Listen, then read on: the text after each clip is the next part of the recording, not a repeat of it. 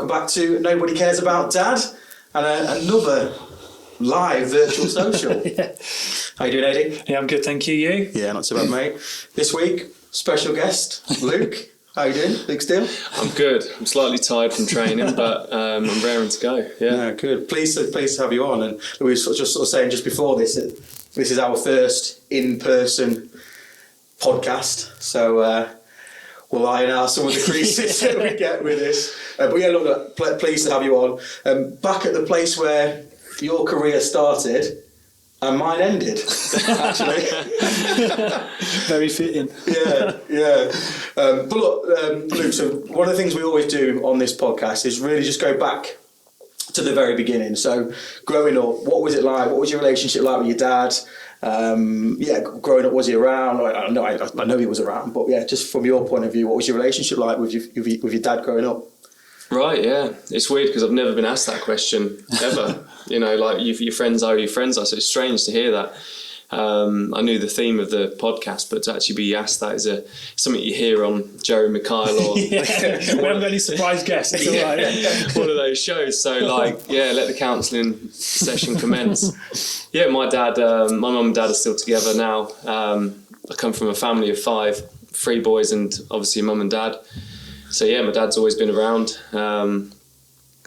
and it still is now, and still is like a big part of my life. So, there's no big dramas to think back at, and we wouldn't make the Jeremy Kyle show. If you're listening, it's not one of those. But my dad's had a massive part of my life.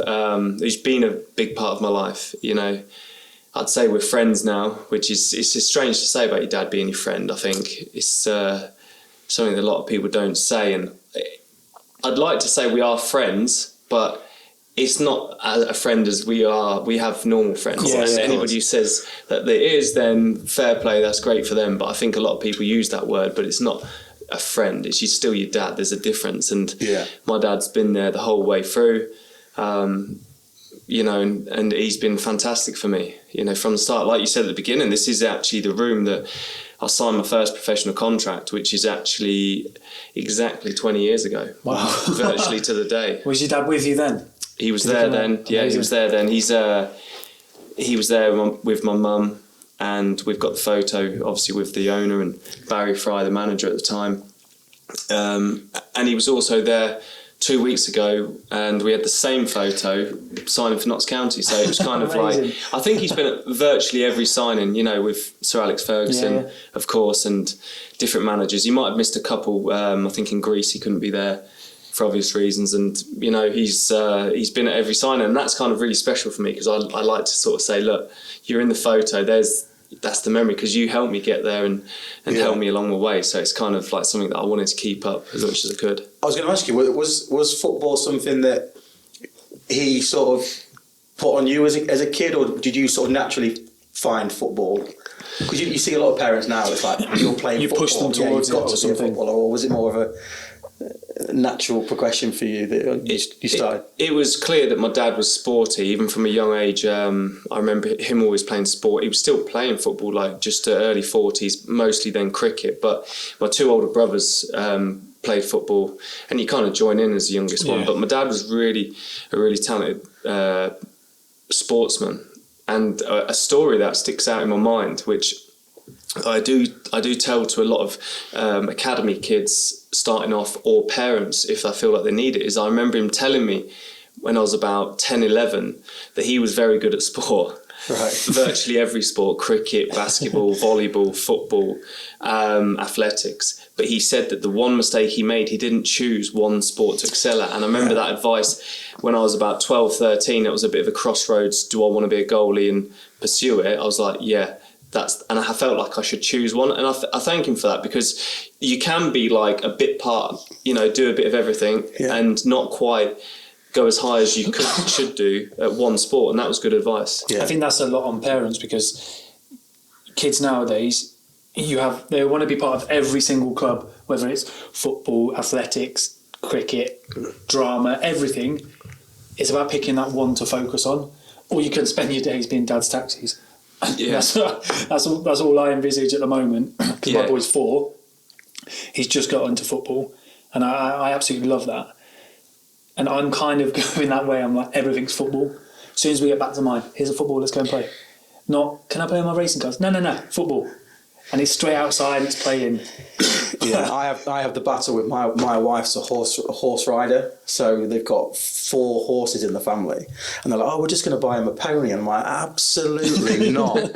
Like, he's not." I was like, "You've got him for a couple of years, and then he's literally Saturday, Sunday he's playing football, so he's got no time to ride a horse." Like, I've lost my wife to horse riding. Like, I never see her. Lose your son as never well. see her ever. Yeah, so I'm not having that. I'm not losing him to that. So yeah, it's a constant. Every time he's like, "Do you want to play football?" I'm like, yeah, football, dad. Yeah, let's go. It's pissing down, but let's go and play. Yeah. So I still want to be at that. I still want to be at like 40 and I'm playing football when Dexter starts playing football like competitively. I still want to be at that because I have a memory playing for a local team, and there was 2 sons who played and their dad in the same team. He progressed. He used to play at the top, went to midfield, then went centre back because you naturally progress back. And both his sons were playing, and I remember I was 17 at the time, and just having that feeling of, I want that. Like, when I have kids, I want to still be playing in the same team.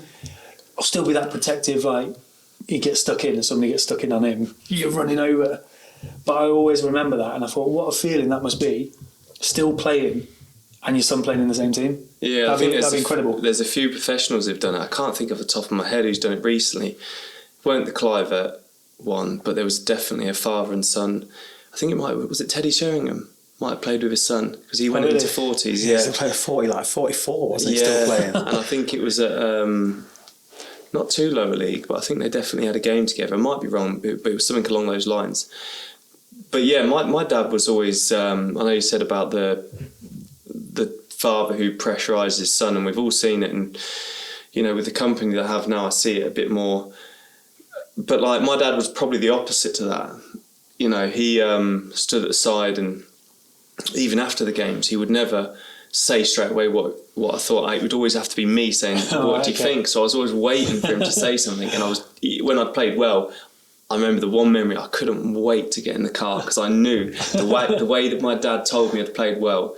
It was different every time, but it was that special that, like, I was, when you've played well as a kid, you've played well and you've made lots of saves, and I was just waiting. And I used to say, try and wait as long as I could, and then I'd say, "How do you think I did today?"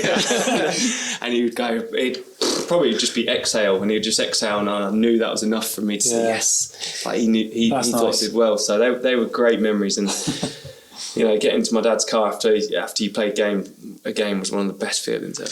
Do you know, it's funny that, because we've interviewed, and I've done quite a lot of one-on-one interviews with dads, and the ones that didn't grow up with dads, the one thing they all say that they missed was that when you went to play football and your dad was there watching you play, like, because obviously they weren't around. And that's the one thing that every dad that we've interviewed that hasn't grown up with their dad, that football piece has always been the one thing that they've all had in common, that's what I missed out on. It's just that praise, isn't it? Because you look up to your dad, you just want that acknowledgement that they know you've done well. They see it, they feel it. I had my stepdad who used to come and watch me.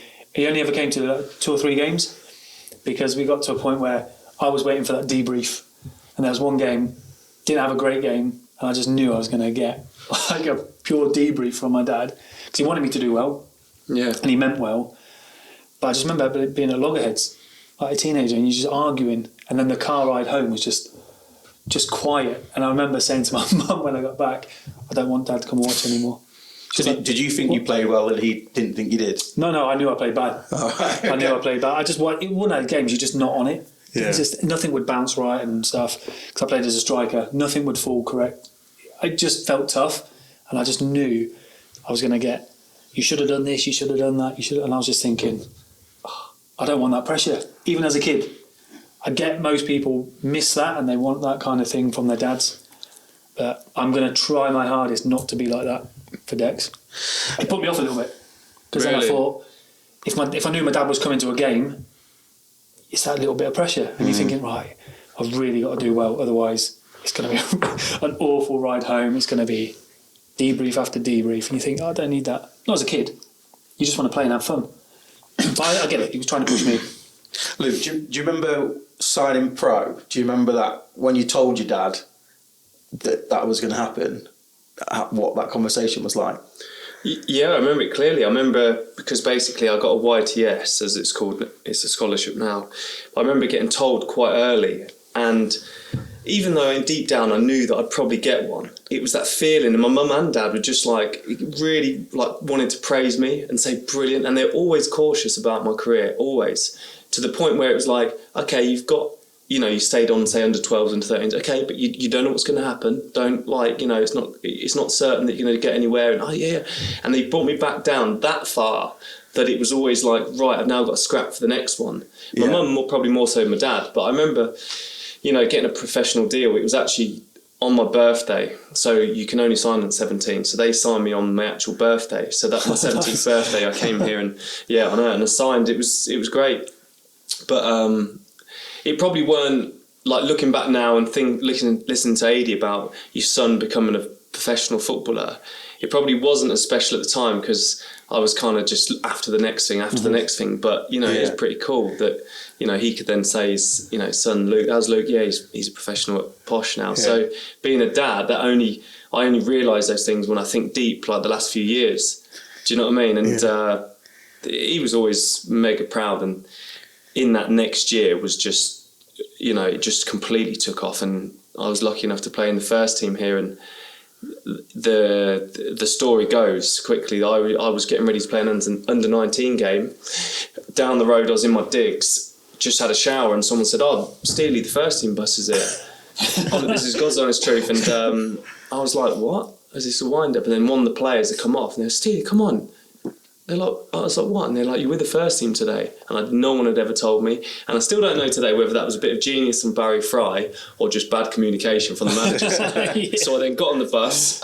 They went to Reading, which was a full house at 17. It was a big daunting day. And the one thing I remember saying, like, I need to tell my mum and dad. And Barry was like, "Don't worry, they're coming. We've already spoke to them." And that's why I always thought he knew what's going on. My granddad, my nan, granddad, mum, dad were all at the game. Yeah. I think they even got driven to the game from Peterborough. So, you know, it was on my mind. It was like my lucky thing, or most games my dad was at. Like, I'm talking 99% of the games he was at. So my debut, I was like, and then as soon as I knew he was there, I was like, right, okay, I can concentrate and get on with it. So all the big special moments he's been at. How do you deal with that? Because it was 17 at that point, right? Yeah. So how do you deal with that pressure of being in the first team at 17, and I suppose also with it being sprung on you? So it wasn't like you had the build up for the week before where you're like, I'm in the team this week, I could put it in my head what I know what I'm going to do, how I'm going to be.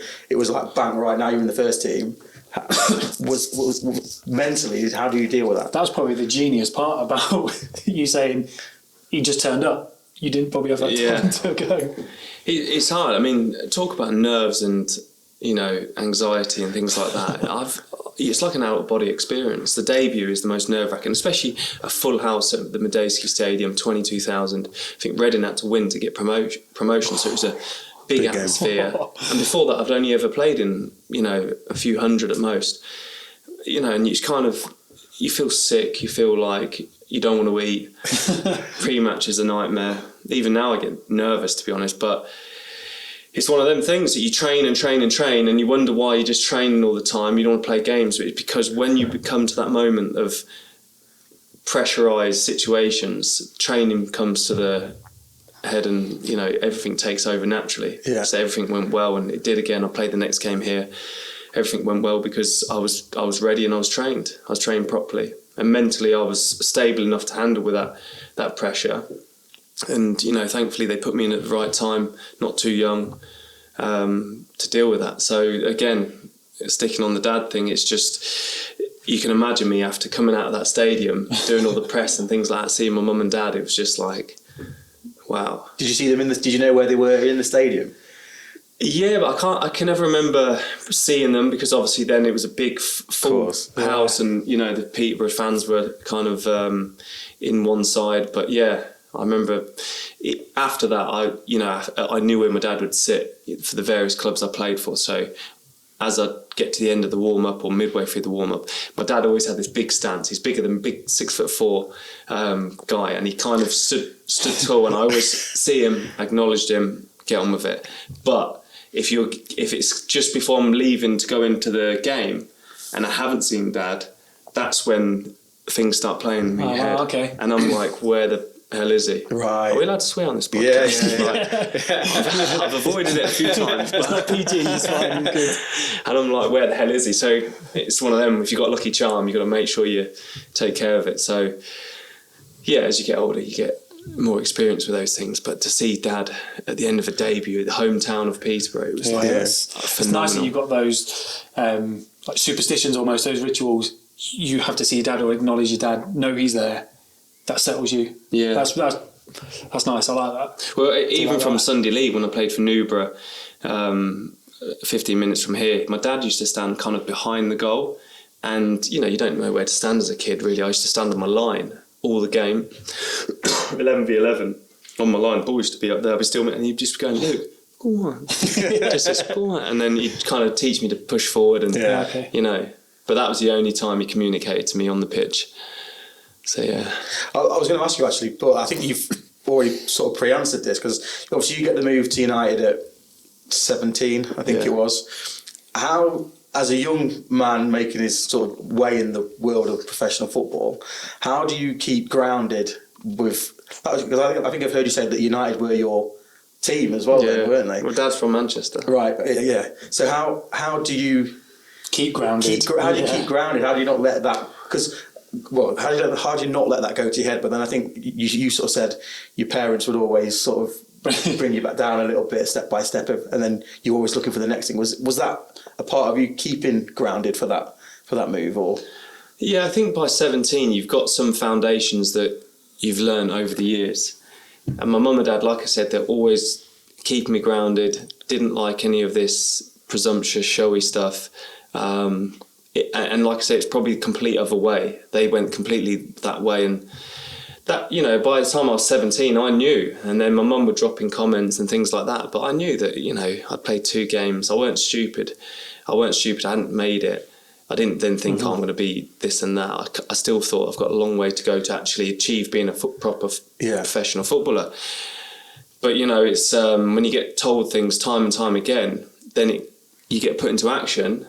Those things come to fruition, and it was one thing that I found quite easy, to be honest. You're doing media and you're doing this and that, which makes you feel great, but there was always this voice saying, the hard work starts now. So then when I say about having a really, really great dad, it wasn't just as a kid. I was 17, 18, 19, 20.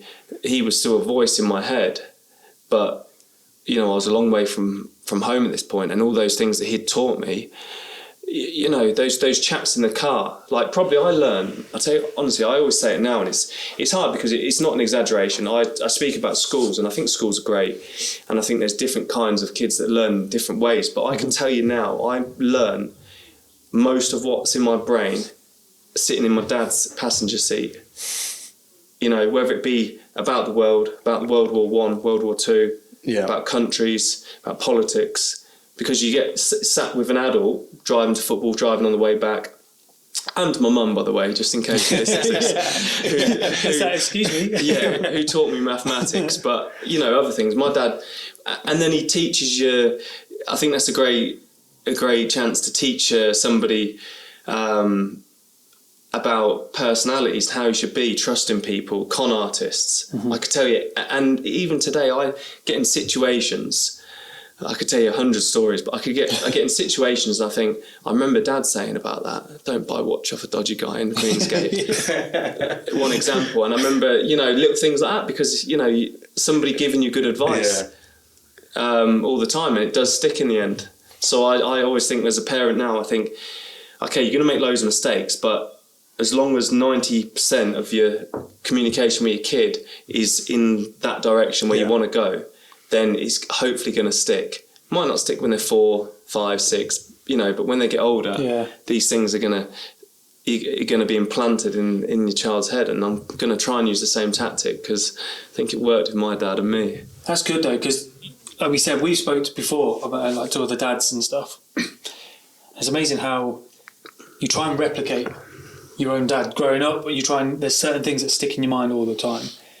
And like now with my little boy, he's only 4, and he's asking me some weird questions. I'm trying to give him the answer, but what I've noticed now is he starts copying me a lot. So in the mornings, like morning routine, dressing gown on downstairs, you get your breakfast. He's now started following, putting his dressing gown on downstairs, sitting waiting for his breakfast. He'll have his breakfast set up the same as me, and then we'll have a little conversation, and you just think, I hope he's taking this in, and these are the memories that are forged in his mind. Yeah. And I always try and just be honest with him, because like you said about con artists and things like that, there's always going to be people that will pull the wool over your eyes. Mm-hmm. But with me, we have such a good relationship already that it's just fun. Like, we have so much fun, and it's because we have that time with each other. We have the car journeys, and I'll chat to him all day. Like, he'll be in the back seat, in the car seat, chatting absolute nonsense. Half the time I'm just agreeing with him. Like, don't want to confuse him because he is young. But it always sticks in my mind, like the conversations I used to have with my dad or my stepdad. And it was very much that. I learned a lot from him about the world. Yeah. And that's what I'm trying to do. It's funny how we replicate. You try and replicate, and I hope I get to the stage, where I have to keep him grounded. But if that happens, then I know I've made it with him, because I've got to keep him grounded, that he's focused and he's put all of his effort into that one thing. I don't want to be that pushy parent at all, but I'm always going to be, a bit like your dad.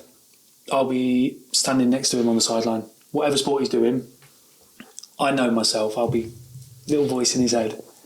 And I just want it to be when he grows up and I'm not there, he remembers some of the things that I've said. Yeah. That's and they my will. goal, yeah. They will, because my mum thinks I'm making up sometimes, and I tell her, I don't know if it's just the memory but I tell her exact examples of when they've said stuff from late 80s, early 90s, and I'll be able to tell her, and then they'll be like, oh yeah, and I'll tell her where we are, where I learnt it.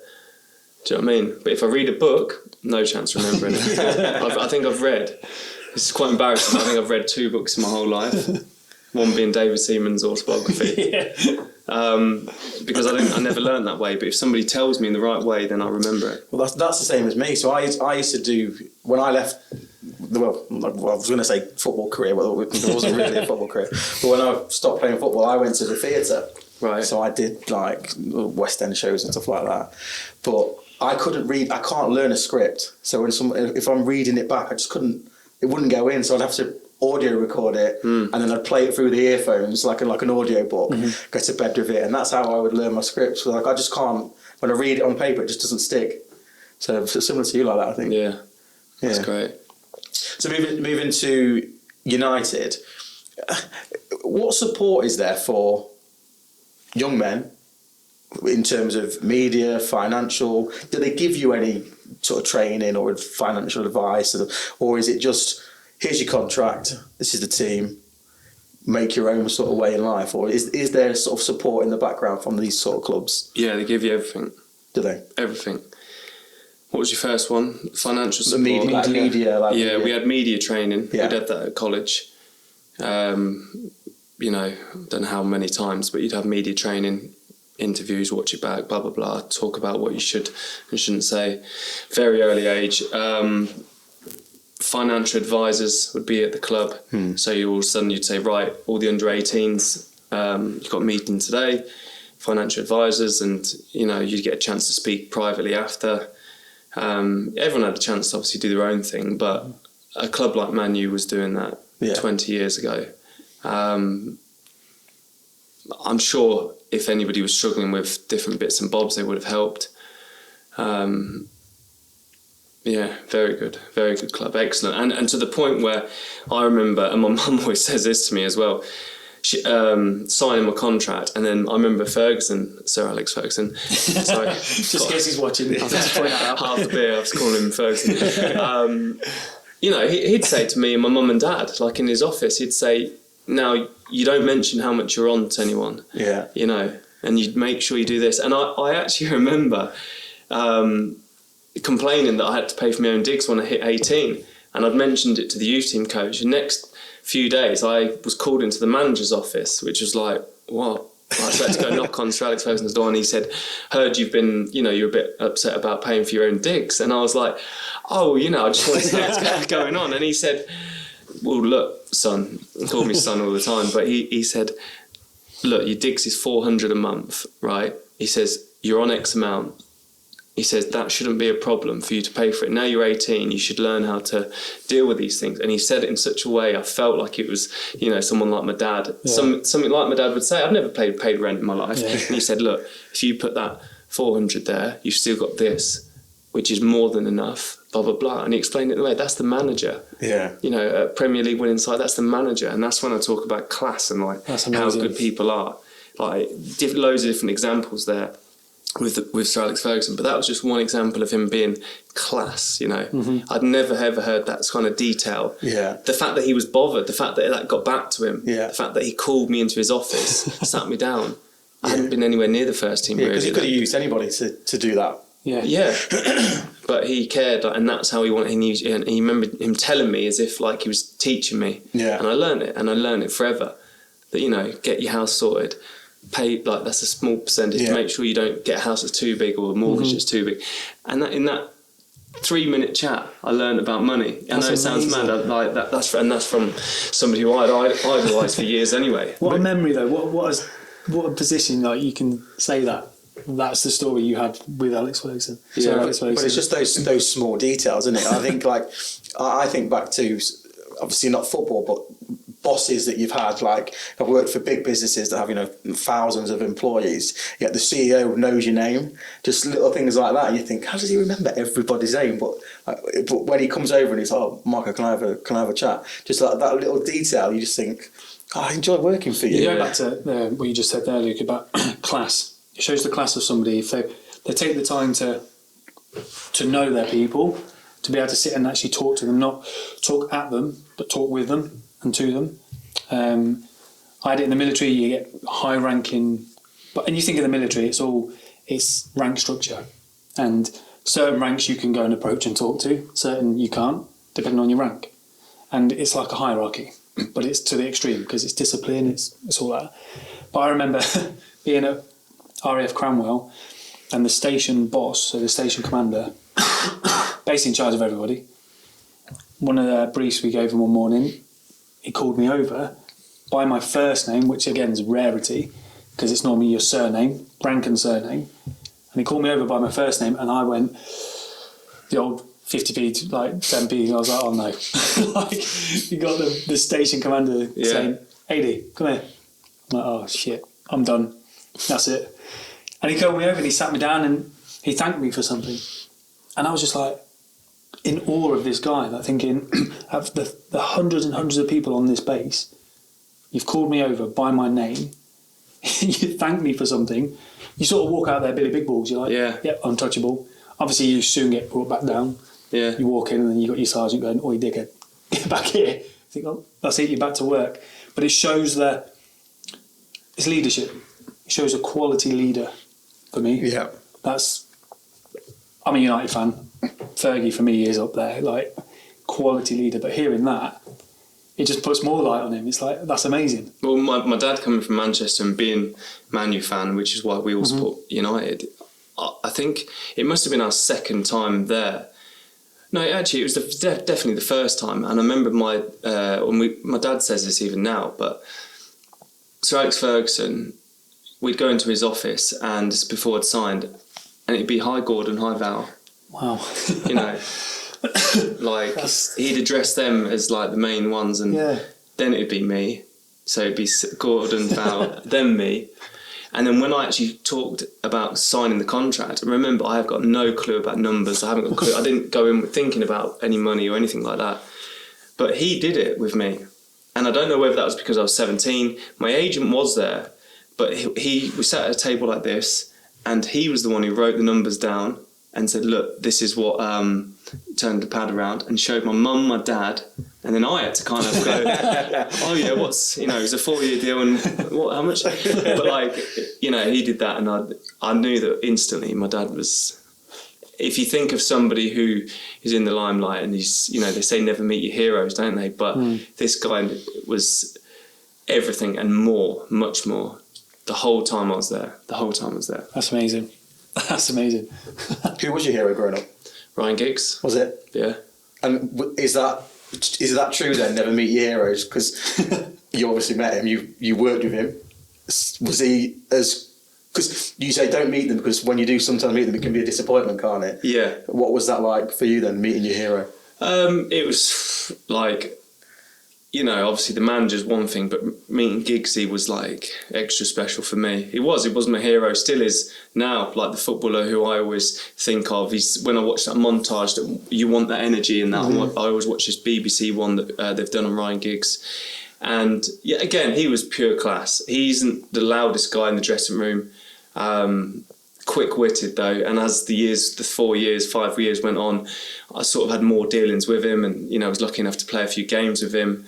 Went on tour with him a few times, but again, he was no letdown at all. No, I imagine him to be pure professional, like training, games. Yeah, and I think also with his kind of life, the way he'd come through at 17, he obviously had trust issues even within the change room. So they had their Busby, Fergie fledgling, you know, the ones he grew up with. But then outside of that, like I do now, I don't always speak freely in front of the younger players I don't know. So, you know, he was a bit reserved, you know, similar to David Beckham. They wouldn't like shout and blah, blah.